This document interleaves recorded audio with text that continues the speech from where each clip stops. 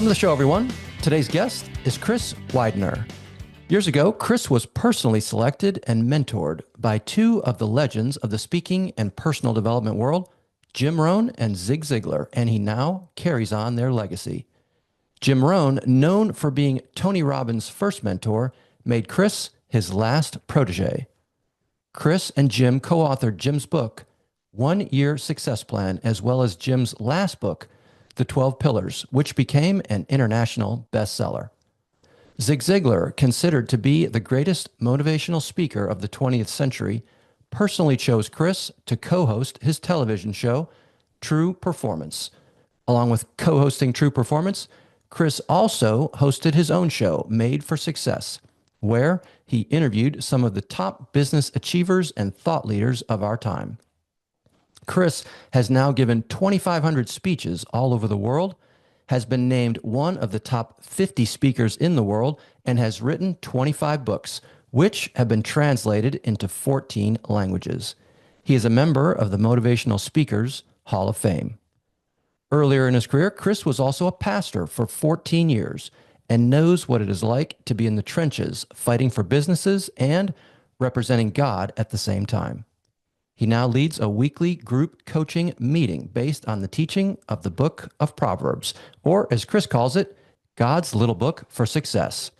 I'm excited to have Chris on the show today to share his experiences on the world's biggest stages while keeping God first. And with that, Chris Widener, welcome to the show. Thanks for having me on, Eric. I appreciate it. Man, I am so honored to have you here, my friend. You have just walked in some massive shoes and created some massive footprints of your own and been on the world's biggest stages, worked for the biggest clients. And yet the part of your story that I just am so excited to talk about is your faith and how you've woven your faith into all that business success at the same time. It's going to be a great conversation, my friend. Awesome. Fantastic. So let's start at the beginning and talk about childhood, man. Where did you grow up? What was your family life like? Well, we're going to start with the crazy, huh? Let's do it. So I was born to my mom and dad in 1966. My dad was the fifth partner at an architecture firm called NBBJ. Now, all the architects who are listening go, wow, NBBJ. At the time, they had 150 architects. Now they have maybe 10,000 architects. They're one of the top 15 architecture firms in the world. Pick a major city, anywhere, Cape Town, Tokyo, Rome, anywhere. And he was their CFO. And when I was 4 years old, my dad was making $90,000 a year, 1970, which there's a lot of Americans today that would say, sign me up for the $90,000 a year deal, right? Yeah. Yeah. A lot of money. And he woke up on May 1st with flu-like symptoms, and on November 18th passed away, which is unfortunate in and of itself. However, what makes it even more unfortunate is even though he was making $90,000 a year, he had $30,000 worth of life insurance. So my mom couldn't afford the $400 a month mortgage payment. So she sold this house, which recently sold for $3.8 million. It was the premier house in a country club called Sandpoint Country Club. There's a country club called Broadmoor, which is the old money, and Sandpoint was the new money.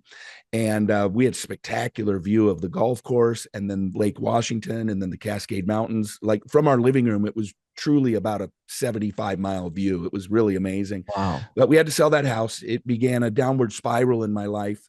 My closest sibling's 9 years older than me, and she moved out when she was 16. So basically there were two families, mom, dad, three siblings. Then there was this 4-year little gap.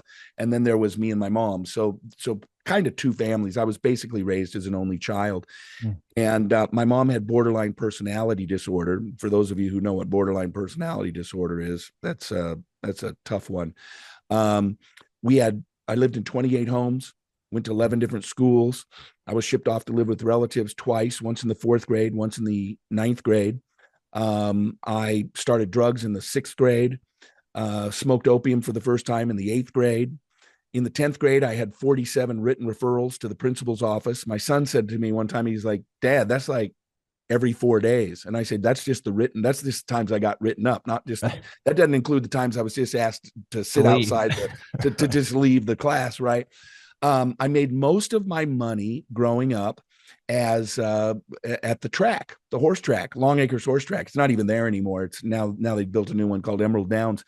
And I think probably the only thing that really saved my life was my dad. And NBA fans will think this is hilarious. My dad was one of the very first season ticket holders to the Seattle Supersonics. And he had four courtside seats, four, four courtside seats, feet Wow. on the floor. And they were $2 a ticket. $8 for four courtside seats. Oh man. There is no team in Seattle anymore, but I mean, we all know what people pay for courtside seats now. Yeah. I think at Laker games, they're like 15 or 20 grand a seat Which is, for every yeah. game. But so I had a long history with the Sonics, and I sat courtside at all these games.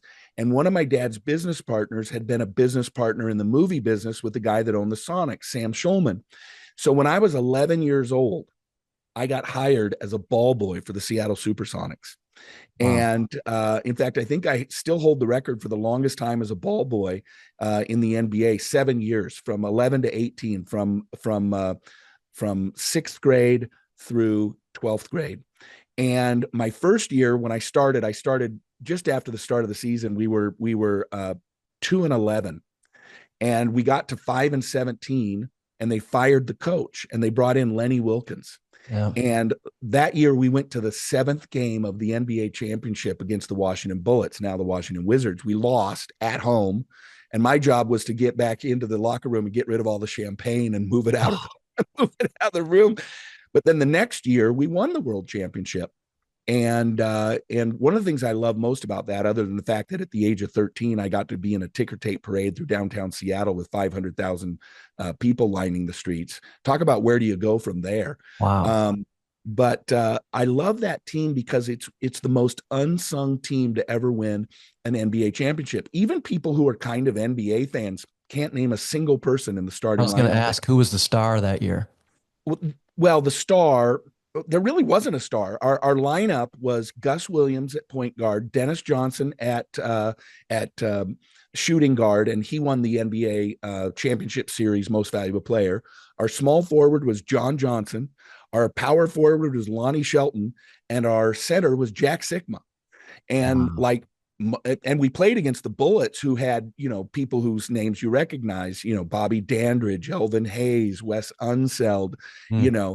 names that you recognize. But we won that championship. And then unfortunately the next year, Larry Bird and Magic Johnson got drafted into the league, and we didn't go back until 96 when Gary Payton was back in the team. But it was probably the thing that saved my life. It gave me something, and I was involved in sports. I played football, baseball, and basketball, but having something really amazing like that in your life Hmm. is something that can save you from all the bad stuff that was going on. So, And some um, super impressionable years where you had kind of behind the rope access, right? I mean, it's kind of cool. Having worked in a little bit of not that type of thing, but when you have even though you're you're a ball boy, right? But yeah, you're literally kind of in the same locker room with the players. You're with the all the coach. time. You're around all these superstars, right? Which Yeah. is a pretty awesome opportunity. Yeah. Well, and 3 years. So I worked 2 years in the Sonics locker room, then 3 years in the visitors locker room, then 2 more years back in the Sonics locker room. Those 3 years working in the visiting team's locker room, every NBA legend from that time, Kareem Abdul-Jabbar, Magic Johnson, Mm. Julius Irving, Dr. J, George Gervin, Artis Gilmore, like you name them. And I spent time with them. In fact, I got trash talked by Larry Bird when I was 14 years old. No I way. was working and I got there early. And so I hadn't changed into my uniform yet. So I'm wearing jeans and I'm wearing my football jersey from middle school. And it was number 11 because I played quarterback. And in walks Larry Bird because they got there early too. And he walks in and doesn't say hi, doesn't say what's your name. He looks at me and goes, number 11. He's got that hick from Yeah. Brent Slick accent. Number 11. What are you wearing number 11 for? You ain't no quarterback. You're a midget. What are you wearing a quarterback's number for? Look at you. You're a midget. And I'm going, I'm being trash talked by Larry Bird. He rubs my hair and walks off. He says, good for you, little man, and walked off or something like that. So Man. lots of funny stories. I'll tell you probably one of the most meaningful moments of my life, and it's a great story. Dennis Johnson, who Larry Bird called the greatest teammate I ever played for. He's in the NBA Hall of Fame. He passed away a few years ago, but came out of Pepperdine University. He was not a star at this time that this happened, but my first year, I broke both my arms at the same time. I fell off a roof landed Oh, and broke both my arms. So I'm in casts like this. I come walking in to the locker room. Frank Furtado was the trainer, the former wrestling coach at SPU, Seattle Pacific. And I was terrified of Frank. I mean, terrified of this guy. He was taping DJ's ankles. So I come walking in, I'm all of about 5 foot tall. I got these broken arms. And I remember saying to Frank, can I keep my job? And he said, you can keep your job if you can do your job. And I said, okay. Well, one of my jobs was to make those 5-gallon buckets of Gatorade and take them courtside. Well, now they have carts that they push them on, but we had to carry them out there. So I go into the place where we made them, and you rip off the powder, put it in there, and then we had a hose, and then I stirred them with an old paint stick. They got paint sticks, not an old paint stick, but paint sticks. Yeah. And while I was stirring it, DJ had gotten his ankles done. He comes in and he goes, hey, before you take those out, he said, wait for me out there. I'll walk out for you to do my shoot around. And I said, okay. So I'm literally dragging these things through the locker room. I get outside the locker room door and I sit down on one of them. 5 minutes later, DJ walks out, hands me the basketball, and scoops up both of them.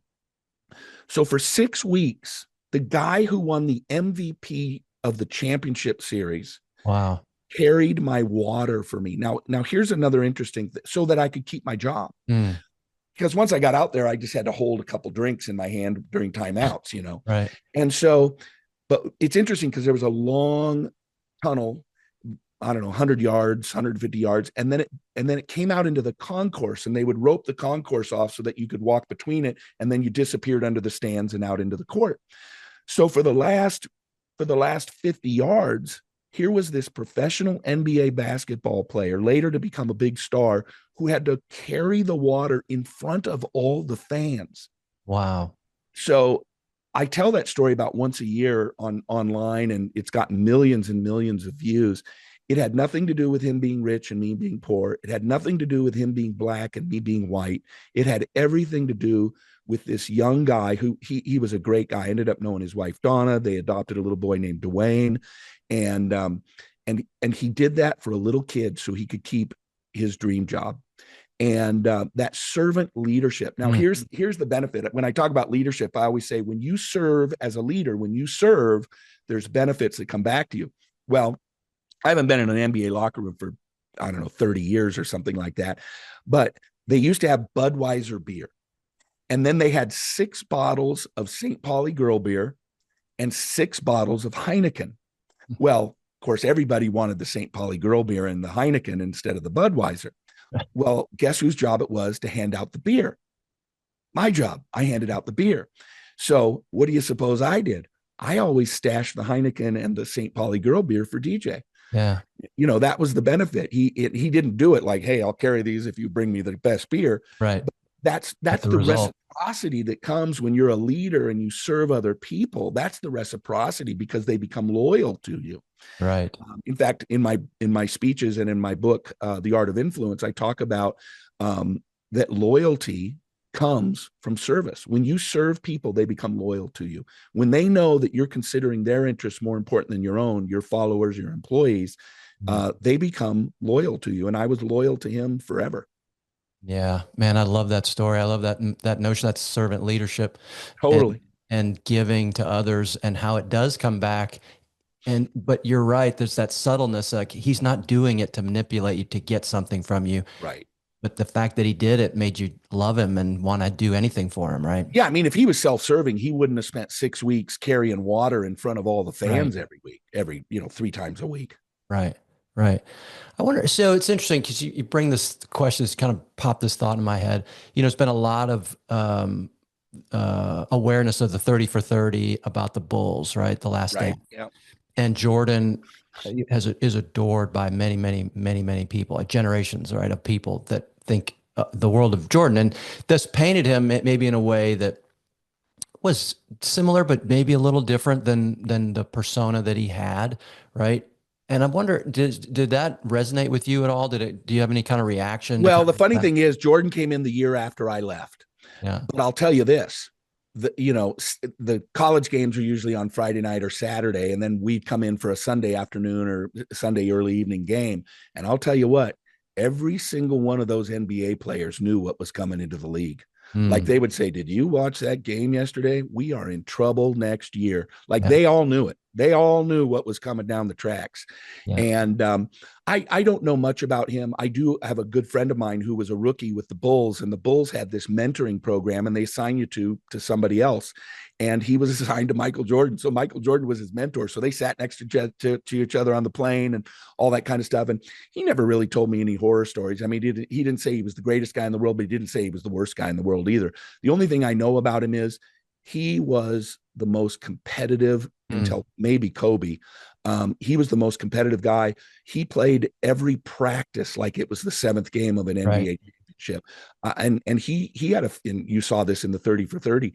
He would make some of his teammates cry Right. because, like, what was the little guy, BJ Armstrong? I think he made BJ Armstrong just cry repeatedly in Yes. practice I think in because Steve Kerr too. I mean, Steve Kerr, he he was punched Steve Kerr in the relentless. mouth. I mean, it just, just relentless, right?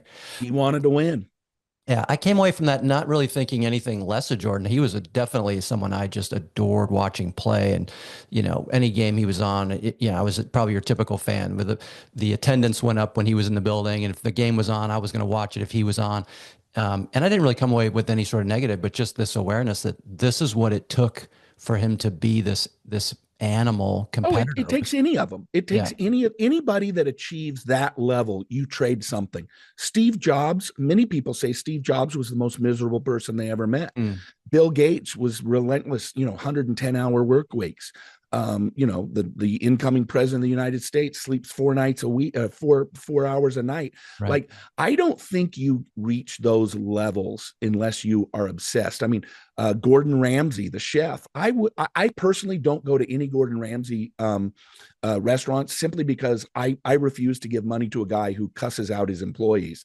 But when you go Yeah. and you look at people who achieve world class, I'm not talking like all-star level. I'm Right. talking I'm talking about being named or considered as one of the greatest of all time. Yes. Almost all of them are so relentless and so obsessed, that it turns a lot of people off, and Yep. oftentimes they leave a wake of people behind them. It's a scorched earth kind of model in a lot of ways. Another one that comes to mind, and I was a huge fan of, and at some level still am, is Lance Armstrong, right? So Yeah. I was the guy defending, and what it taught me was when you don't know, you don't know, right? I Right. was the guy defending him to the nth because he Yeah. always passed every test. Like, hey, if you're going to test him more than any other athlete and he passes, you got to say he's clean. I mean, otherwise, don't test him. They And should so have they should have done a DNA test of the urine. I'm telling you. And so, but if you, the thing, and so I kind of go back to, well, a line I remember, and I don't remember what other cyclist said this, but he said, Lance Armstrong, this is again at the height of his fame and his success. It's like he's got the worst job going because he's not only is he training more than everybody else, but then he's got more media than everybody else. He's got more everything than everybody else. He's like, I'm happy being in the top, I think it was like top 10 or 20 cyclists. He goes, my life's great. Nobody knows who I am. I don't have trouble going out in public. I train a lot, but it's not like all ending. I make a lot of money and I don't have near the headaches he's got. I'd rather be seventh than first. And it was Yeah, like, Tiger Woods is another one. yeah, And I really believe that Tiger Woods is a creation of his father. When Tiger was 6 years old, he'd take him out to the training range, the driving range, and he would stand behind him with an air horn, and in his backswing, he'd go, "Arr!" or he'd throw dirt or rocks at him in the middle of his backswing. Like, he built this guy who was relentless and driven and obsessed and focused. And Tiger Woods hits a bad shot, and I used to be a youth minister. I had a kid from my youth group who ended up playing on the PGA Tour, and I remember watching him once. He was second at a match. It was Sunday afternoon. He was in second. He hit into the sand trap, and he botched his sand trap coming out of the sand trap. And I could see him. I was on the treadmill at the gym, and I could see him going, oh, oh, oh. And I went, he's toast. yeah, Tiger Woods wouldn't have went, oh, oh, oh. He'd have went like this. yep, Like he would have just, yep, because Tiger Woods hit bad shots too sometimes. But that level of success is something that that you pay a price for in many ways. yeah. Agreed. And so as I reflect on that and think, what's the takeaway from a humanity standpoint. Because there's no question guys like that, and ladies too, we could name, they elevate the game. They take things to the next level. They show what's possible. They push things forward. But often the human fallout on the back end of that, not in all cases, but in many, it's like, oof, the legacy is pretty rough, except for the outstanding results in the craft that they're doing, whatever it Yeah. is, right? Yeah. And so to me, it's like, what's the real takeaway there? Personally, my personal is it worth it, right? If you're going to sacrifice, if you, like you said, if he was, if he's, like Gordon Ramsay, if he's an unbelievable chef, right? Unbelievable businessman, chef, author, TV host, all these things. And yet you're like, I'm not giving him any money because he's a jerk to his employees. Well, look at Bobby Flay. I'm really into cooking, like really into Mm, cooking. I think I've watched almost every episode of Beat Bobby Flay, which is like 35 seasons. And Bobby Flay seems like a really nice guy. He's really kind of casual and laid yeah, back, doesn't cuss at anybody, nothing like that. Takes the losses, when somebody beats yep, him a third of the time. But he's been married 3 times. mm, It takes a lot of time, effort, and energy to own 30 to 50 restaurants, and to build and to be writing cookbooks, and to have your television shows, and something there's always a trade-off. yeah, And it could be relationships, it could be your health. Oftentimes people experience mental health problems, emotional health problems, physical health problems. So I mm, think the biggest question is, you have to ask yourself, what do I want, and mm, what am I willing to pay for it? mm, And like I've done 2,500 speeches, and that takes a lot of time, but I think I capped out at about 70 speeches a year at one point, because I had 4 little kids at home at the time. And people would say, oh, you went to wherever, New York City, did you stay an extra couple of days? And I said, no. Because if you think about it, if I stayed one extra day at every event that I did, just one extra day, that's over 2 months a year that I miss my kids. So I have a very good friend of mine. He was single for a long time. He's married with a young man now, but a young boy. Well, he's 13 now. I just went to his bar mitzvah. But I remember telling him, you got a kid now, and you make more money than me, but I spend a lot more time at home. I had a friend of mine. He sold his company for 800 million. mm. And one time, and at young, he was 40 when he sold it for 800 million. He sold his first company at 18 for $1 million, sold his second company for 16 at the age of 28. And I remember one time after he sold his company for 800 million, he said to me, I posted something on Facebook about some trip I took, or something. It was something. And he sent me a message, and he said, I wish I had your life. And I said, and I wish I had your money. Maybe we could swap a little. But there's a trade-off. You Yeah. don't build a company that you sell for $800 million at the age of 40 unless you give your life to it. Now, thankfully, and this is actually really great, he has a lovely marriage, a great wife, 3 little kids. They live just in San Francisco, and he seems to have been able to create some balance. But I'll never forget it when he sent me a message and said, I wish I had your life. Mm. Yeah, that's powerful. The trade-off question is a big one. And then going, and I know we'll get into this a little bit more, but the asking like the divine purpose of why you're here, and Yeah. finding your divine purpose, because there's no one's looking for perfection. Another athlete that comes to my mind, I love tennis and grew up playing a lot of tennis. And so have a lot of tennis players I follow. Federer is one that comes to mind as being one that you don't really ever hear a bad word about. Seems Yeah. super gracious, doesn't cuss out the lines people, doesn't lose his mind, or when he was a player, has a lovely wife and kids and all this stuff. And yet he's not a perfect human. There's something going on there. There's some darkness or whatever that might be going on there. I don't know if he has a faith life. Djokovic, I'm a big fan of Novak Djokovic, a Christian guy, right? Faith forward, but certainly has lots of people that don't care for him. Has a temper. Has said things I think that he has taken back and regretted, and all this. So certainly a flawed human, as we all are. So All it's of us. not Yeah. looking for perfection here, right? But this question of legacy and at what point I don't know. It's almost this thing. It's like, at what point is someone saying, like you said about Ramsey, like, I'm not bringing money to that guy because he's too much of a jerk, as opposed to, a Bobby Flay where you're like, he's got some flaws, but I like the guy, right? He seems like Yeah. a good human. It's funny. I've met my wife and I are also big foodies. Love my wife especially loves to cook. And so we're in New York City. We went to one of Bobby's restaurants, asked if he was going to be, asked the bartender, and he's up at his new place at the time, El Gato in Greenwich Village. And oh, really? He's up. Yeah, they haven't opened it yet. In fact, they're soft open. They're open, but they haven't advertised it. So my wife and I are like, "Do you think he's there?" Yeah, he's there every day. Okay, we jump on a subway, run up there, find this place, walk in. There's like 8 people in the restaurant because it doesn't even look open. You guys open? Yeah, yeah. You can sit at the bar. Sure. So we sit at the bar. We're looking around, and sure enough, there he is there's Bobby in the kitchen, right? Apron Wow. on, everything. Look dirty, like he's working. And Yeah. so we asked, "Do you think, we're big fans. Do you think we could say hi to Bobby?" And the bartender's like, "I think I can make that happen," right? Yeah. You're float in there, says a word to him. He looks out. 5 minutes later, comes around the bar. "How's it going? I'm Bobby," and spent like 15 minutes just chatting, asking where we're from. That's a great story. Unbelievable. And I said, "Man, I got to tell you, I'm aware of sometimes public persona and what you see on TV are not the same thing." I said, "It's just so refreshing to me, number one, to come in here and we watch your shows, to see you actually like, what you're doing. You're working in the kitchen. You can see you're working, you're dirty." And he said, "I love to cook." He said, I love the restaurant business." He said, "To me, the TV shows bring people to my restaurants. That's why I do them." But he said, "To me, this is all about, I love what I'm doing today. This is my thing." And I was like, just so great. It's like what you saw was what you got, right? I mean, Yeah.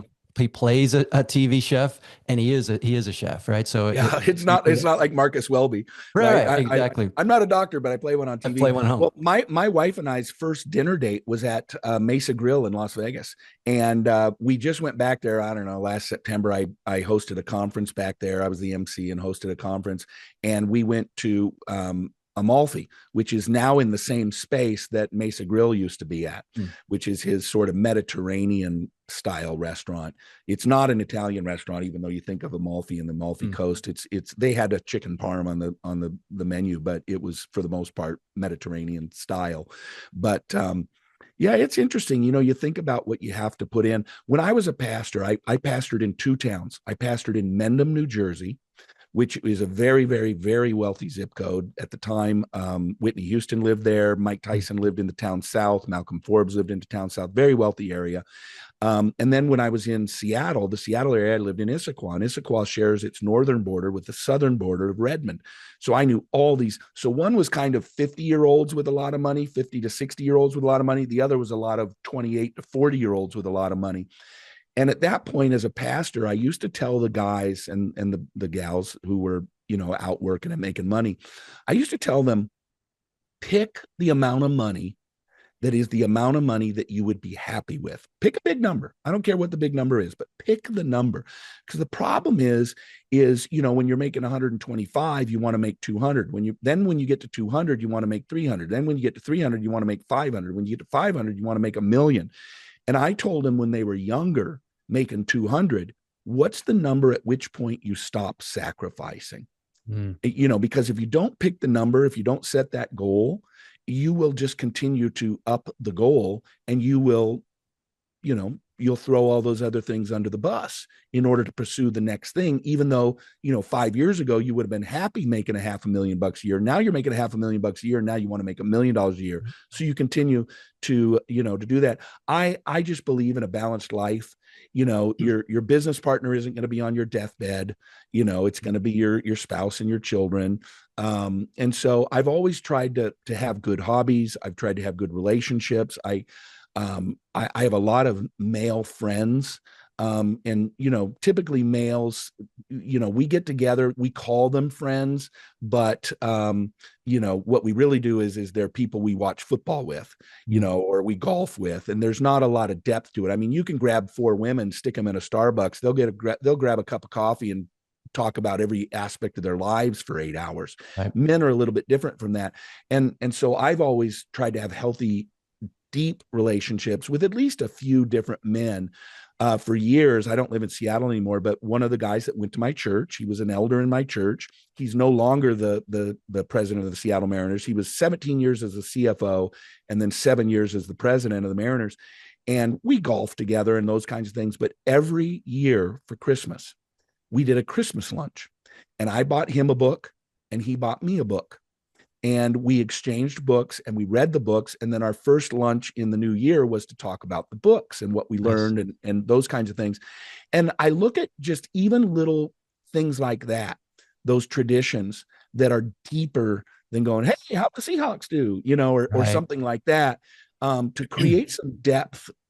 I have in my ministry, I have a heavy focus on men, and primarily because the church is primarily driven by women, and that's great. And they've stepped up, but men tend to be attendees and women tend to be workers and involved and engaged and those kinds of things. So I've always had a focus on helping men cultivate their relationships, their marriages, their spiritual life, and those kinds of things. And now in my ministry, I do a lot of coaching for men, because I've always done executive coaching. And people go, I want to hire you to coach me in my business. Well, it takes about 2 meetings before I realize their marriage is a disaster. Yeah. And we end up talking a lot about marriage or about children or about, I remember I had an executive at a major pharmaceutical company, and he's like, my 30-year-old son says we have a problem in our relationship. And he's saying we got a problem in our relationship and blah, blah, blah. And there's no problem. And I said, whatever his name was, Kevin, if your son says there's a problem, there's a problem. There's a problem. Right. Even if it's just the fact that he thinks there's a problem, right? There's a problem. And it hit him like a ton of bricks, because he analyzed it from his perspective. Yeah. Instead of going, well, if my son has a problem, there is some sort of a problem. Even if it's, whatever, maybe it's his own issues. He brings it into his dad's relationship, whatever, but there's a problem somewhere. And so he refocused his relationship with his son. Well, he hired me for business coaching, and we ended up working about his son. I've done a ton of work with young men who are taking over their businesses from their dads, family-owned businesses. It's funny how I feel like God has brought all these people into my life, because there's so many of them. Their dad, spends 50 years building a business, and then they're like, son, I'm going to retire and you're going to be the CEO. And then they're like, he won't get out of my hair. And so I remember telling this one guy, it was the first guy that I said it to. I said, you have to think about this from your dad's perspective. Every Monday morning, he was up at 6 a.m. for 50 years. Yeah. And now all of a sudden it's Friday afternoon. He spends the first weekend of his retirement. What's he going to do on Monday? I mean, I use Brett Favre as an example. Brett Favre, when Brett Favre was trying to retire, right, I'm like, Brett, go get some counseling, brother. But then I started thinking about it. It's addictive to walk out into a stadium of 100,000 people chanting your name and winning championships and the adulation. And, oh, by the way, that was last year. You're done. And you're done at 35. And he's been doing that since he was 8, right? Since he was 8, exactly. Yeah. And so you're supposed to give up 27 years of the thrill of victory and the agony of defeat. And now you're supposed to go golf 4 days a week. Right. You don't get to that level without being, again, sort of cycling back now to our previous conversation. You've got to be obsessed to obtain those levels. Totally. Let's talk about, I want to get into your, so we've talked about kind of getting up to high school age. Did you plan to go to college? Did you go to seminary? Kind of how did you? Well, that's a good question. I was a pretty good basketball player. I was being recruited to basically, I don't know if they were Division I, but Division II, but in Washington State, Eastern, Western, Central, PLU, UPS, those kinds of schools. And I had a youth minister who introduced me to the Lord. And so one day after school, I stopped at his office at the church, and I said, you really need to pray for me, because I need to decide what college I'm going to go to and play basketball. And he said, oh, I already know where you're going to college. And I said, you do? And he goes, yeah, I've been praying for you, and the Lord told me where you're going to go to college. And I'm like, okay. All right. And I said, I'll tell you what, why don't you write it down on a piece of paper, put it in an envelope, and when I decide, we'll see if you're right. And he goes, okay. Wow. Well, I went home that day, and I started praying, God, where do you want me to go to school? Where do you want me to go to school? Sorry, I got to turn this off. That's right. And I said, where do you want me to go to school? And I kid you not, I saw the name of a Bible college flash in my head. And I'm like, well, that's weird. Bible college? Mm-hmm. So the next day after school, I started out. I went after school, went to the church office, walked in. There he was. And I said, "Did you write that thing down?" He goes, "Yeah, sure I did." And he leans back, he pulls it out, throws it across the table in an envelope. And by golly, if I didn't No open that way. thing up and there was the name of this Bible college, I Nice. didn't even know if they had a basketball team. Awesome. Well, nice thing is they did have a basketball team. We played in this little league. I played against Eugene Bible College and Northwestern College of the Bible and, all these different, Multnomah School of the Bible. So they had a little basketball league, Yeah. but that was my entrance. I got a degree in youth and family ministry. My first job was as a youth minister in a church out in northern New Jersey, Mendham, New Jersey. I had kids in my youth group that made more money than me because trust funds and Oh, things like yeah. that. I had a kid in my youth group who had a TV show on MTV, and No way. so it was an interesting time. But I had Which a lot one? of it was boy, I don't even remember the name of it. His name was Chris Bohm was his name. Okay. And he actually made most of his money on a Rolaids commercial that he didn't even have a speaking role in.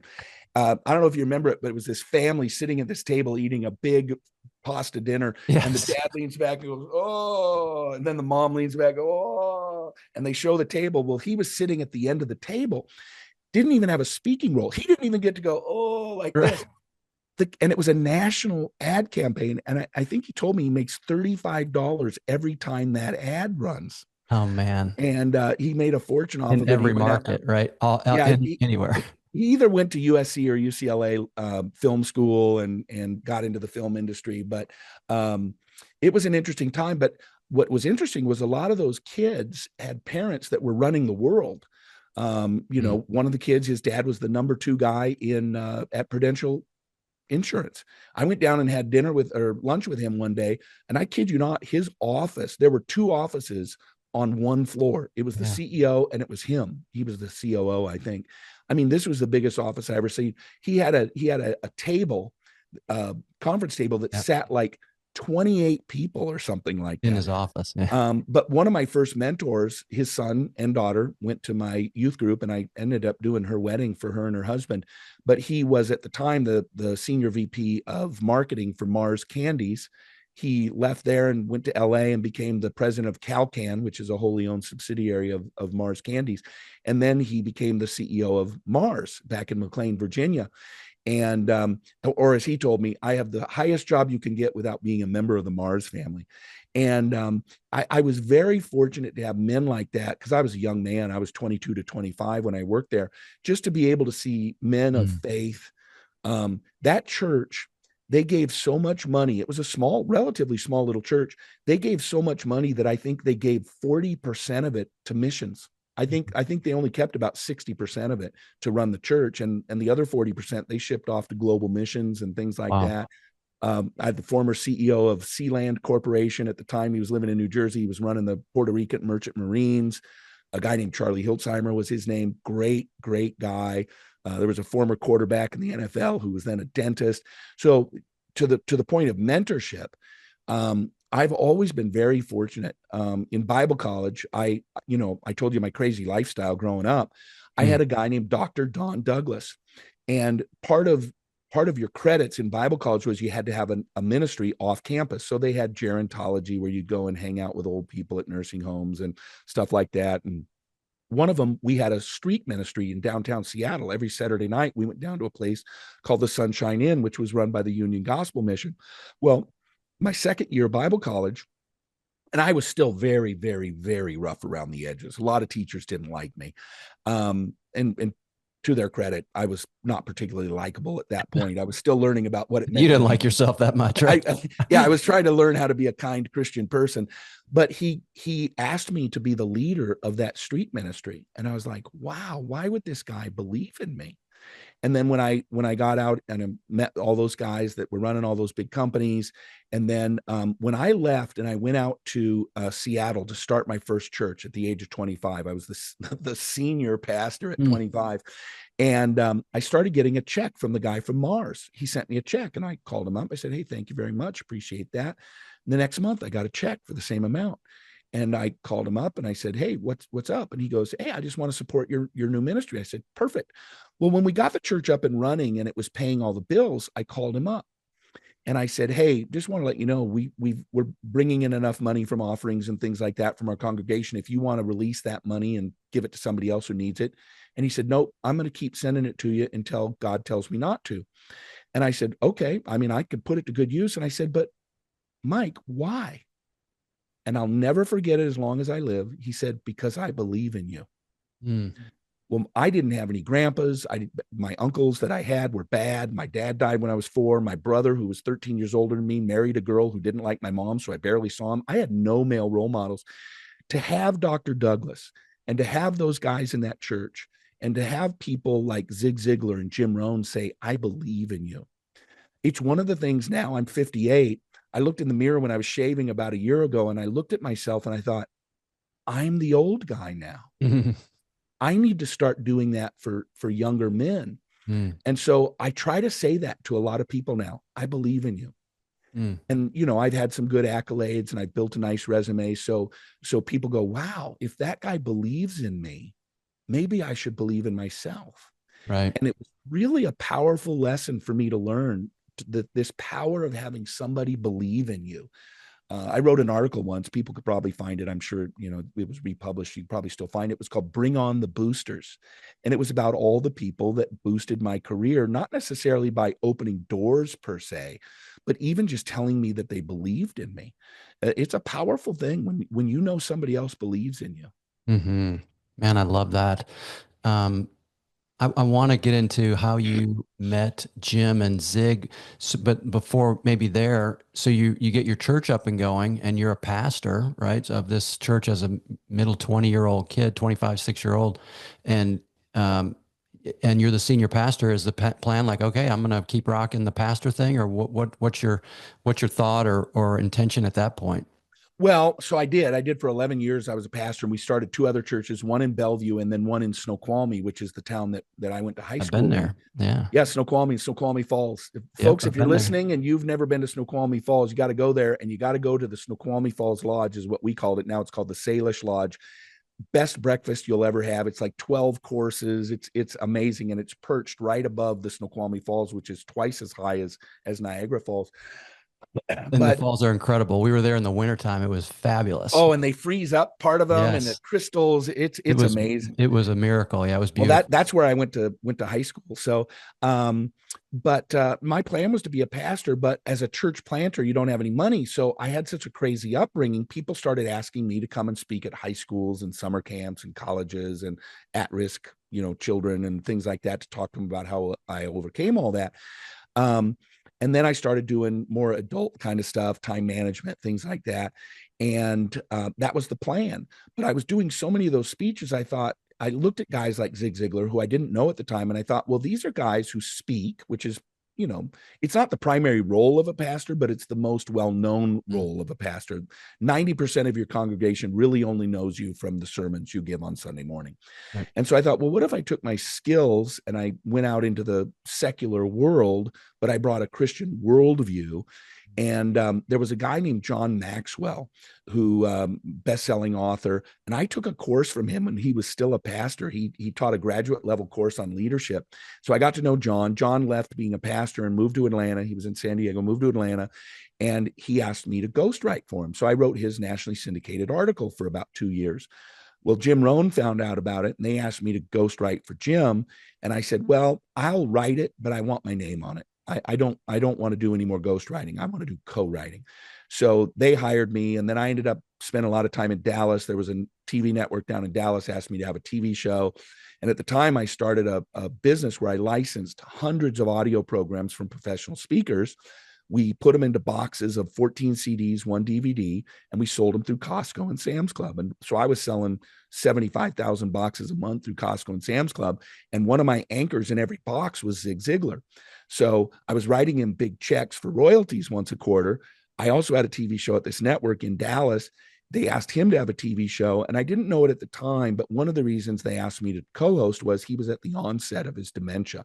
He ended up with pretty bad dementia by the time he passed away.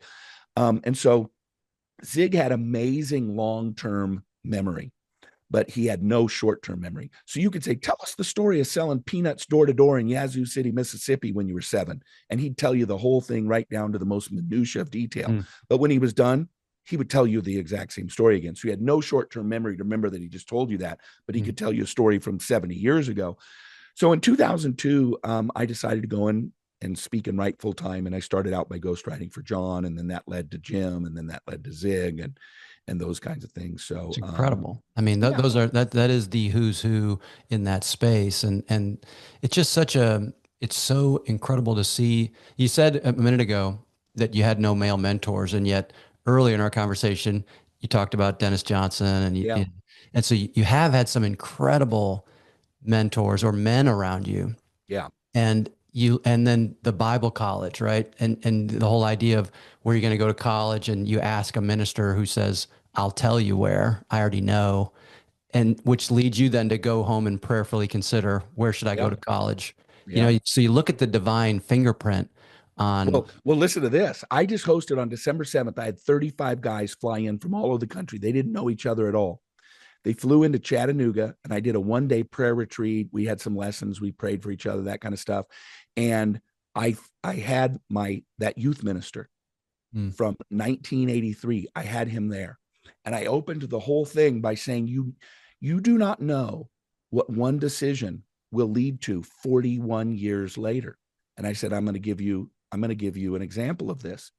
All of you are here today because of one decision that one man in this room took 41 years ago. And it's that guy right there. His name's Sam Samuelson. He's still a pastor in his 70s in some little podunk town in northeastern Montana. And I said, he decided to take a job at Mount Si Lutheran Church. And that's the reason you 35 guys are here today. So as you're learning things today, as you're growing, as light bulbs are popping in your head, just remember that the decision you make today could affect a group of men 41 years from now. It's what they call the butterfly effect. If you've seen the movie or studied that. So the decisions we make, they're powerful, and they affect you for decades to come. Right. And we often don't see the positive impact of those decisions for a while. Sometimes you can feel like a decision or never. Or ever, right? A decision led you down a bad path, only to see later in hindsight, oh, that bad path, I needed that experience to take me where I ultimately am now, or maybe where I'm still heading, right? Yeah. There's a guy named James Dobson. He started Focus on the Family, and James grew up the son of a Nazarene minister. And his dad, his entire life, his dad said, God has promised me I'm going to change the world. God's told me I'm going to have a big ministry and I'm going to change the world. And he never did. He had like 100-person church, a little Nazarene church, and he died before James started Focus on the Family. And James only realized it later that his dad did have a promise to impact the world, but it wasn't him personally. It was his son who would start the biggest family ministry the world has ever known. It's awesome. It's incredible. One of the things you and I talked about before when we had our earlier discussion was this idea of being, you said it beautifully, second chair of the Boston Symphony versus first chair of the local symphony. Which would you rather have? And you had this opportunity to be second chair in the Boston Symphony, sitting shotgun with the likes of Zig Ziglar and Jim Rohn and others. Yeah. And so what's your takeaway on that? The whole idea of being second chair on a platform that large versus, being the main guy on a much smaller platform. What's the responsibility with that? What are the positives or the negatives that come with that? Well, it's funny. I always tease people. They'll say, how'd you build such a big speaking career? I said, it's really simple. It's a 3-step process. Number 1, have John Maxwell call you. Number 2, have Jim Rohn call you. And number 3, have Zig Ziglar call you. And once you do that, your career's set for the rest of your life. You're good. It's kind of a joke, right? But it's interesting because I tell people all the time, and it doesn't matter what career you're in, when we're starting out or we're sort of plateaued and we meet somebody who's famous or wildly successful in your industry, we tend to go up to them and say, hey, Mr. Jones, I want to be just like you. Will you help me? That's the wrong question. because they don't have time to help everybody. Because right behind you is the next guy waiting to talk to him who said, Mr. Jones, I want to be just like you. Will you help me? And then the guy behind him. So I asked a different question. I said, Mr. Jones, I want to be just like you. How can I help you? Mm. Well, John needed somebody to write his articles. Jim needed somebody to write the 1-year success plan and the book 12 Pillars. Zig Ziglar needed somebody to co-host his television show so that he could focus on just giving the answers. So playing second fiddle is the thing that really opened me up to name recognition and brand recognition. And then with Jim, people would call up and they didn't have his fee. But then they would downsell them. Normally you want some shakes with that. You want to shake with those fries. Well, with me, it was a downsell. Well, Jim's not available, or here's Jim's fee and you can't afford it. So, but his protege, Chris Widener, is available. And like, oh yeah, we'd love to have him. I gave dozens and dozens of speeches every year that were downsold from people who either couldn't afford Jim, or he had the date booked already, or those kinds of things. So, playing sick. I don't know if we'd ever known who Scottie Pippen was. If he hadn't have played next to Michael Jordan. If he'd have played, on the, whatever, the Phoenix Suns, I don't know that we'd ever known Scottie Pippen or known him as well. Right. Or, a lot of those folks, think about all the guys that played on the teams with Magic and Kareem Abdul-Jabbar. Kurt Rambis, would anybody have known who Kurt Rambis was? Would anybody have known who Jamal Wilkes was? Right. Those kinds of guys, but they have rings on their hands now, and they got, they're in the Hall of Fame, and James Worthy, another one, and so I just tell people, if you're second fiddle in the right symphony, that's okay. Yeah. Yeah. And you can stay there too. I think there's this, the ego can take hold, I think, and tell you, I'm only here. This is my launching pad. I'm only here for a little bit. And then I'm going to springboard and go do my thing and have my spotlight. And yet I don't know that that's the right answer. In fact, I think a lot of times it's not, right? I think, like you said, to me, the right answer is, what did God put you here to do? Right. What's the mission that he knew when he built you, right? When he stitched you. And in if your it's being womb. number two, it's being number two. Right. Because look at was still a Steve heck of a Ballmer. ball player. Steve Ballmer owns an NBA basketball team and it's worth $50 billion or something like that. Yep. Most people outside of Seattle or the tech world couldn't pick him out of a lineup and wouldn't recognize the name. Right. We would go out. We lived in Issaquah, and so Bellevue was sort of, it's the fancy place near both Redmond and Issaquah, and you'd go out to dinner and you'd see Ballmer sitting there having dinner. Mm-hmm. Nobody bothered him because nobody knew who he was. Right. And the people who did know what he was worked with him, and they talked to him on Monday. They didn't need to interrupt his Friday night dinner. But I guarantee you, if Bill Gates was sitting in the middle of the dining room, everybody would have been going up, whether to either ask for something or kiss the ring or whatever. So being second fiddle, you can own an NBA basketball team being second fiddle. Yeah, for sure. Love it. Talk about faith and business on stage and faith and business in the corporate world. Because for me, I love this as it's something that I've been leaning more into, is this idea of putting my faith more forward. I've always had a deep faith, especially since 2001. I always talk about my faith really got lit on fire in 2001. Went to a men's retreat and things changed for me. I had, up to that point, had been a cradle Catholic and sort of, occupying a seat in the pews and breathing the air, but not really. It meant nothing to me. Had no life in it until 2001. And then it was lit on fire. And at the same time, during that another 23 years, I've had those meandering paths of seasons of bounty and seasons of want and dryness and fullness and all these things. At the same time, I've always thought that faith needs to be kept private more, like it's not something I don't want to impress upon someone, until the more recent, I would say, half a dozen years or so, where it's like, no, if I'm called to build the kingdom, well, people got to know about it. You can't hide it under a bushel, right? You got to put it out there. And so been doing that more. And I'm always curious and love to hear. I know, Jim Rohn and certainly Zig, very much faith forward, and yourself as well, right? Taking your pastoring and then weaving that in. So talk about that, because you've served and worked for the biggest corporate clients on the planet that would certainly, I think, from my perspective, be sort of not faith forward, right? It just doesn't exist, whether it's in there or not. You don't hear about it, but you had been able to kind of incorporate the two. How do you do that successfully, or how did you? Well, I think people pick two extremes and create alternatives. Shut up or start every sales meeting with a prayer. There is a middle ground, right? And I call it living out the worldview. So people say, are you a Christian speaker? I say, no, I'm a speaker who's a Christian. And I'll tell you what I do for every secular speech that I give. Right before I go out, I pray and I say, God, use me to speak to these people. Now, if I'm speaking to Microsoft, I don't talk about faith. I don't talk about Jesus. I don't. But everything comes from a biblical worldview. And one of the prayers that I have is I pray that without being overt, because it would be inappropriate, right? If you're a plumber, you don't come in and go, I'm going to fix your toilet, but have you heard the good news of Jesus today? Like, it's inappropriate. Right. Now, if they start saying, hey, I'm going through a tough time, well, okay, fine. Then the door opens up.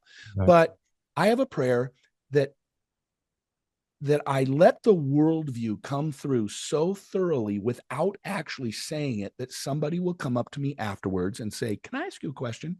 Are you a Christian? So it's funny. I'll tell you, hundreds of times in my career, somebody walks up to me and they say, hi, my name's Susie, or my name's John. Can I ask you a question? When they start with, can I ask you a question? It always means it's always the same question. Because if it was like, how do you give a speech for an hour without notes? They wouldn't say, can I ask you a question? Right. I always know what the question is. Yeah. Can I ask you a question? Sure. Are you a Christian? And I always say, I am. And you're an answer to prayer. And they say, I'm an answer to prayer. And I say, yeah. Hour ago, I said, Lord, let one person come up to me and ask me that question, because it tells me that my worldview came through. It told me that they got it. Now, I'll tell you, there's been some interesting times because of my crazy story. I've been asked, somebody hears me on the internet or whatever, and they'll say, and I remember the first time it ever happened was a Microsoft event down in Carefree, Arizona, Carefree Conference Center. I'll never forget it. He says, now you're going to tell your story about growing up, right? And I'm thinking, this is a sales team for Microsoft. I don't know that they need to know about, drugs and moving all around. But sure, I'll tell the story. So the way that I do it is this. I always say, I tell that whole story. And then I didn't say this today, but I will usually end that and transition by saying, and at the age of 17, I had this revolutionary moment in my life where I stopped going that way and I started going this way, completely transformed my life and blah, blah, blah. And I moved right on. When that happens, I always will end a few minutes early, and I'll say, I've got a few extra minutes. I mean, not with 25,000 people or even 1,000 people, but if it's 300 or under, I'll say, anybody got any questions? Well, the Christians in the audience have figured it out, right? So I'll say, anybody got any questions? Bam. It's always somebody. They go, can you tell us more about that moment in your high school years? Because they figured it out and they want to give me the opportunity. And I'll never forget the very first time it happened. I took a couple minutes. I said, well, I grew up without any church upbringing. I literally didn't even know what Sunday school was, blah, blah, blah. I became a Christian, yada, yada. And I went to the meeting planner afterwards and I said, I hope that was okay.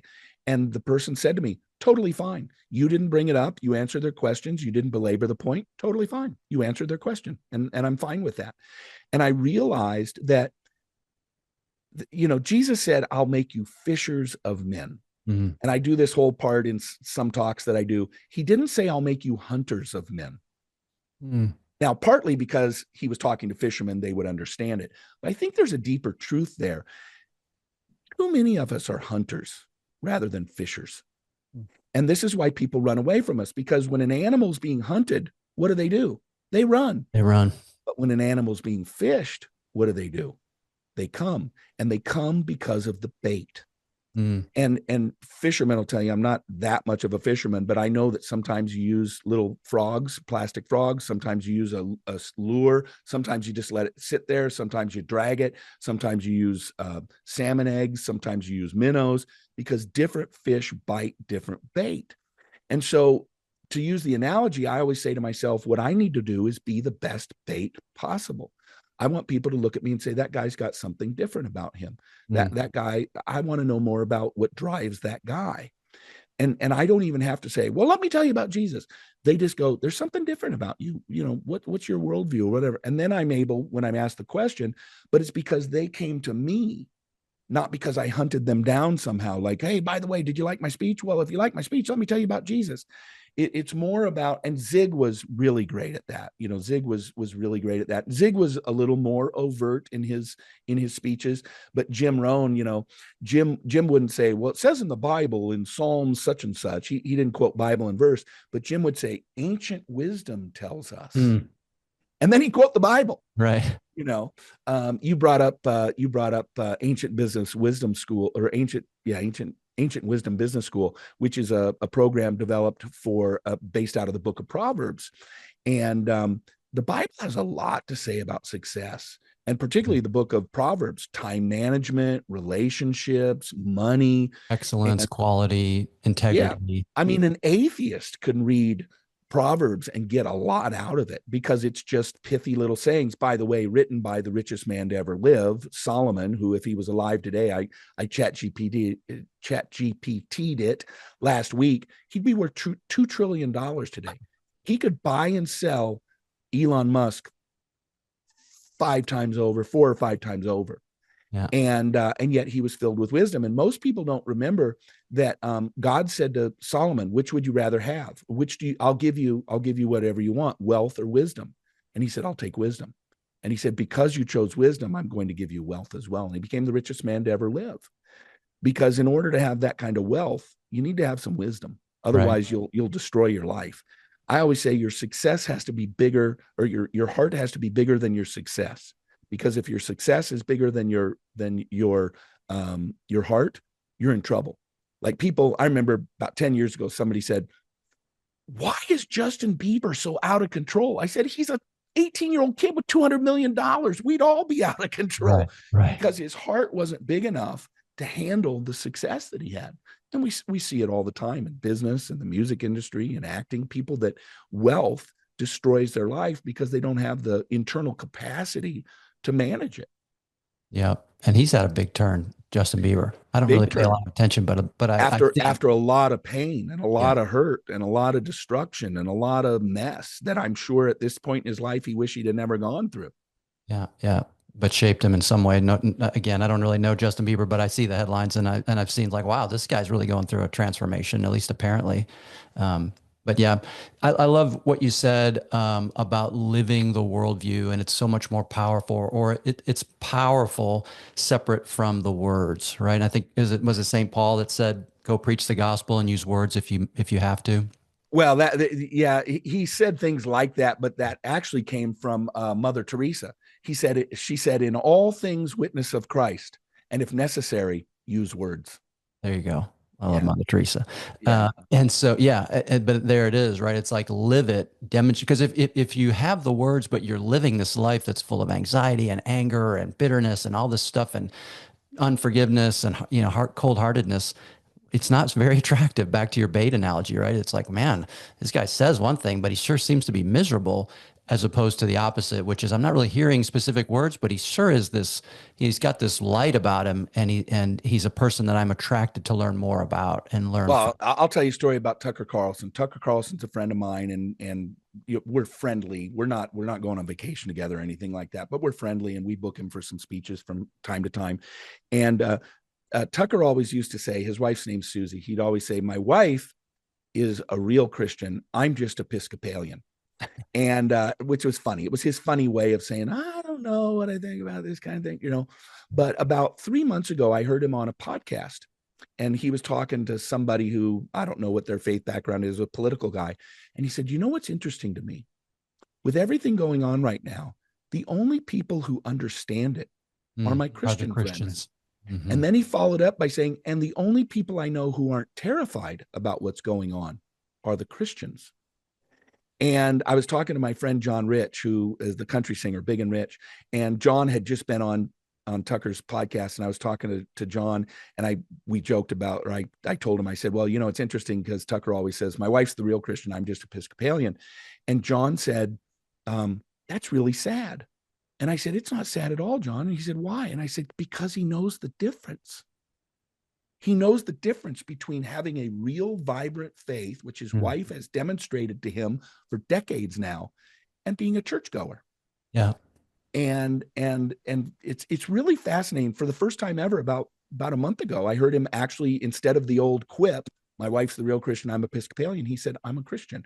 And I thought, Susie's the one who led him to the Lord, because she's the one who lived it out day by day. And he recognized that she was a real Christian.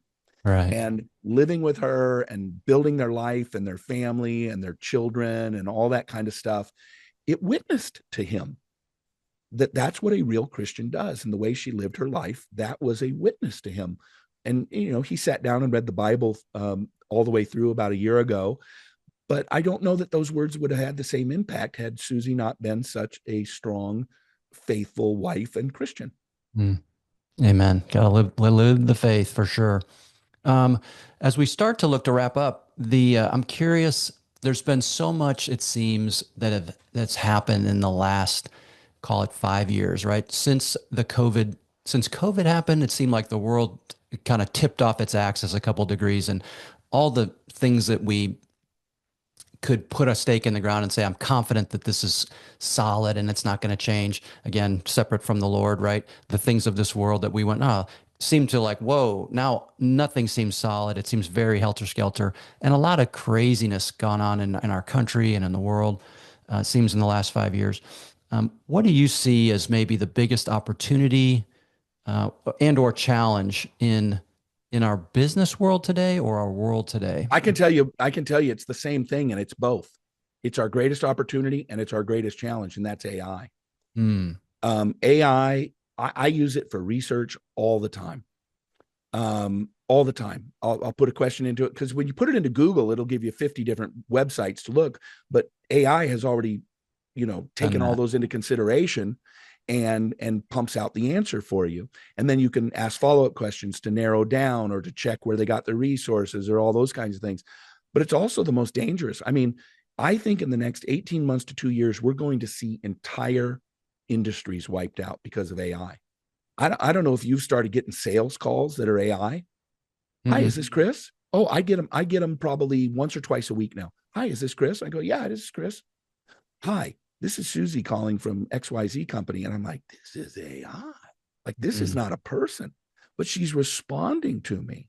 Yeah. And she's hearing the words and instantaneously you're going to see salespeople wiped out. Writers are going to be wiped out. Editors are, Grammarly, I do book coaching. People who want to write books, I help them write their books. And I always tell them, look, eventually you're going to hire an editor probably, but run it through Grammarly. Every chapter, run it through Grammarly, take their suggestions, whatever, it'll cost you $10 a month or something like that. But with the further, as AI gets further along, you won't need editors. And not only will they be able to change grammar and punctuation, which is essentially what Grammarly does, they're going to do character development. They're going to do deep edits. And so there's whole industries. You even look, it's not AI, but it's technology. This whole $20 an hour minimum wage discussion, I understand the motivation behind it, because we want people to have livable wages. But then a business owner says, okay, I can pay 10 people for $20 an hour, 40 hours a week, which is $800, which is $8,000 for those 10 people. Or I can drop $2,500 on a touch screen. And then order goes back to the one cook with the one helper. And now I'm down to 2 employees that I'm paying $20 an hour to, instead of 10 employees. And it was for a $2,500 machine. One-time investment. Yeah. One-time investment, or even if it's $10,000, that's 1 week.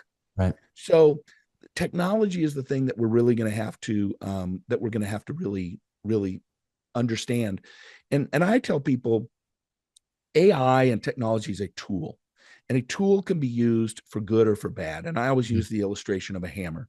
A hammer can be used by somebody from Habitat for Humanity to build a home for somebody, or it can be used by a murderer to bash somebody's skull in. The hammer is irrelevant. The hammer is a tool. The hammer is neither good nor evil. And I think a lot of technology is the same way, right? You can use your phone to make a sales call, or you can use your phone to cheat on your husband, or whatever, right? It's a phone. It's a tool. Man, I've used the exact same analogy of the hammer and the murder in the house building, because you're absolutely right. Because I tend to be if you listen to the words I use, you might come to the conclusion I'm sort of tech averse because I see tech as this negative thing, or can be, and yet tech brought us together today, and Yeah. we don't live in the same state. Never would have met you other than this technology and this platform that allows us to get together and do this conversation. So certainly, I recognize tech is it's a tool, and it's a tool like a hammer is a tool, and it can be used for good or evil. But man, it's also, I think, and you think about technology and the smartphone, when we give a smartphone to a teenager and we say make good choices, it's like giving the keys to a Ferrari to a new driver and saying stay Well, safe, for a lot right? of them, it's like giving them the keys to the strip club and saying, "Hey, go down there anytime you want to." Um, Or I stay I am away, right? I Stay am away. very opposed to children having phones because they do not have the character to stop themselves. Yeah, And you are sending them down a dark alley in the worst part of New York City, or at least sending right, them past the dark alley, and then they look down the dark alley and they go, "Oh, it's down the dark alley." right. You have to And the dark either, alley is wired to attract them. So it's not even just a dark alley. It's a dark alley with all the things that that person "Hey, wants to teenager, come see. down here." Yeah, exactly. Yeah. So it definitely needs to be managed. Um, Chris, I appreciate your time today. What's next for you, man? What are you excited about? What's on your radar? What are you heading toward? Well, I just wrote this book called The Coming American Revival, and it's not about America, the country, being revived, but it's about the revival that's coming to America. Because I really believe, as I studied the history of revivals, they come about every 70 years. And when I wrote this book, there's not been a significant book on revival written since the 1950s, when a guy named Leonard Ravenhill wrote a book called Why Revival Tarries. And there's not been a widespread revival of spiritual faith in America since the early 1970s. The Jesus People movement, which gave birth to the Vineyard movement and the Calvary Chapel movement, was made popular last year in the movie Jesus Revolution. So we're really due. And I think, particularly as polarized as our society is, and the just absolute evil that we see that's taking place on a regular basis, I really believe that we're due for a spiritual revival where people are going to get to that rock bottom and they're going to go, "What do I do? How do I find meaning? How do I find purpose?" And so I'm doing a lot of speaking on revival. I do men's retreats. I love to come and talk to churches about revival, and those kinds of things, because revival literally means life again, Hmm. or again life, right? So if you replay something, you play it again. Viva is life. So bringing back to life, I'm starting a new podcast next week, on abundanttv.com, called Revive Your Life. And it's about how to bring revival to your marriage, how to bring revival to your spiritual life, how to bring revival to your finances, how to bring revival to your health. Because I believe, my life verse is John 10:10. The thief comes to steal, kill, and destroy, but I've come that you might have life and have it more abundantly. And that was attractive to me as a 17-year-old kid. I want an abundant life. I want to live, some translations say, a life lived to the full. And I've always wanted to have that. And I want marriages to come to life again. 10 years in, a lot of men and women look at each other and go, "Who are you?" Hmm. Or they've lost their sexual desire. They don't even want to hang out with their partner. Their partner annoys them. But this is the person that they used to get butterflies when the person would walk into the room. They used to be fit, now they're fat. They used to have money and now they're broke. They used to have a spiritual life and now they can barely fit anything in. So that's really my big thing, is helping people experience that abundant life through a revival in their life. And it starts with God. That core of us, I always say, we are made of body, soul, and spirit. Body is this part, the physical part. A spirit is or soul is that part of us that exists, but it's not physical. So we're talking mind, will, and emotions. And then the spiritual part of us, that's the part that lives eternally. That's the part that is designed to connect with God. And so many of us focus so much of our time on the body. Hmm. And then some of us spend even more time or extra time on our mind, will, and emotions. but very, very few people, even church-going people, they don't spend a lot of time other than Sunday morning on feeding themselves. I mean, if you only worked out on Sunday morning once a week for an hour, you would not be physically fit. Yeah. And it's the same thing. In fact, I tell people all the time, we go to the doctor once a year for what's called a physical. Mm. I call it, I have a counselor in Seattle. We do Zoom calls now once a year, and I call it my emotional. Mm. And I tell people all the time, go to a counselor once a year, just have them poke and prod. You know, what's going on at work? Does anything annoy you? What annoys you? What makes you angry? Do you ever experience sadness? Let them poke and prod a little bit like a doctor would. Like, you know, does this hurt? Does this hurt? You know, tilt your head. Let me, you know, cough, you know, whatever, right? Well, what about a spiritual? What about sitting down with your pastor and just saying, hey, poke and prod, ask me the questions. You know, are you spending time with God? Are you praying? How's your prayer life? Are you reading the scriptures even a little bit every day to kind of give you that boost every day, you know? And so I'm big into the spiritual, the emotional, and the physical, and we need to get them checked regularly. And I love it. I love it. And you know, the thing you said earlier about Christians being the least freaked out, right? The most calm and having it figured out, the quote that you gave from Tucker, to me is the right thing, right? Because we know Christians should know the end of the story, right? We know the end. It can get pretty chaotic in the middle, but we know the end and we know who wins. And so that should provide quite a lot of comfort to know the end of the story, and we should be able to live that out. Our pastor yesterday said it. He said, folks, I read the back of the book. We win. We win, right? It's okay. It's gonna be okay. And I was talking. I interviewed my pastor at our church a few weeks back, and one of the things that he shared, I asked him if he thought that things were especially chaotic now, or is it just, as everybody always think, it's chaotic and crazy? And he said, no, I think it's maybe especially it's more chaotic than in, you know, recent past. And he said, but I almost equate it to, if you look at the early Christians, there was you know, before Constantine, before Christianity became an approved thing, Christians were dying for their faith, right? Yep. It was you had to be deep to think or say you were a Christian, because it could cost you your life. And so the church had very, not wide, but very deep roots. And then when Constantine came in and said, hey, this is an approved thing in the Roman Empire, Now it was popular. now it's popular, right? So now everyone's like, hey, I'm a Christian because it's cool.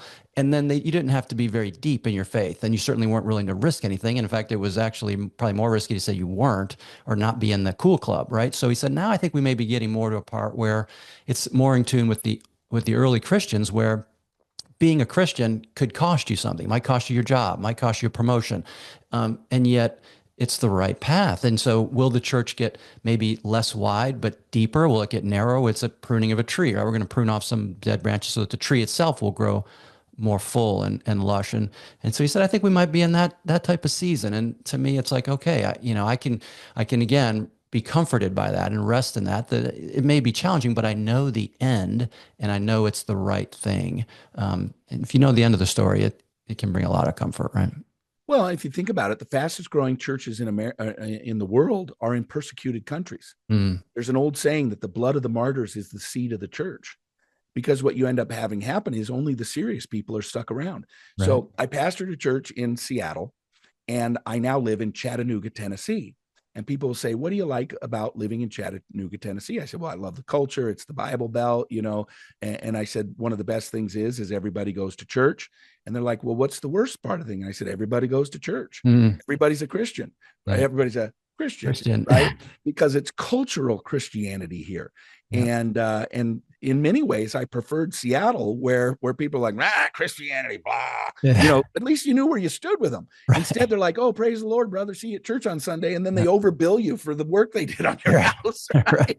Right. Screwed by the guys who call themselves the Christians. You know, a couple of things that are really interesting talking about, you know, the early Christians. I saw somebody the other day talking about people say, we don't say Merry Xmas. And he said, you know, here's the irony of that. The X was an early symbol of the Christian church that meant Christ. And so what would happen is when people would meet each other and they didn't know if they were Christians, they'd be standing there talking. Of course, there was no cement or wood plank boardwalks or anything. It was all dirt. And so while they were talking, one of the Christians would just take his foot and he'd just go like this. If the other guy was a Christian, he'd draw the other one. Now they knew, because it was a safety mechanism for them. It's the same thing, the little fish that you see on the back of the car. You'll never see it on the back of my car because I don't want to be a bad witness. But but they would one of them would do this, and then the other one would do this, and they'd create the fish, which was the representation of Christ. Right. So I don't have a problem with there being. I like clear lines. One thing I'd say is this: is people say, "Oh, great, President Trump got elected." The conservative Christians, Trump got elected. He's going to save America. And I go, no, Donald Trump is not going to save America. Our political problems are not our problems. Our political problems are a symptom of our spiritual problems. Our problem, you could hire a Baptist minister to be president of the United States, and our problem is still our spiritual problem. Until people get revived, until people understand the role of God in their life and submit to God, we're going to have problems. And doesn't matter who you elect to an office, because ultimately this is between every single individual and their God who created them. Yes. I have a friend, Victor Marks, who's a minister, goes into some pretty high risk areas, preaching the gospel. And early on, when a lot of the rioting was happening around race and things, he said, and I think he got some flack for it, we don't have a skin problem, meaning a race problem. We have a sin problem. Sin problem. I knew you were going to go there. Yeah. We don't have a skin problem. We have a sin problem. And he said people need to repent of their sin and return to the gospel. And that is what our issue is. It's that we have a sin problem.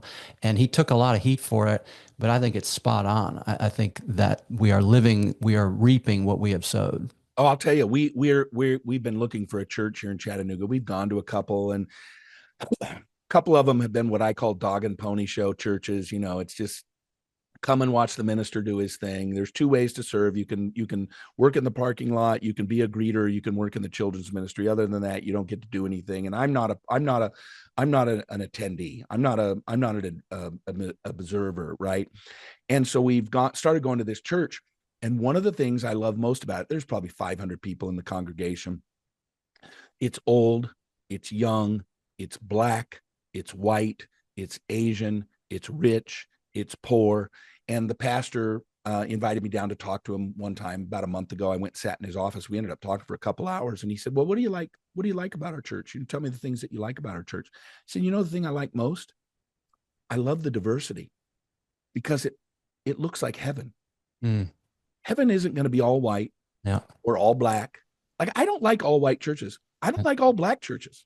I don't like all Korean churches. I like churches that look like heaven, where black and white and Korean and Chinese and Spanish and whatever, where we all live out our faith.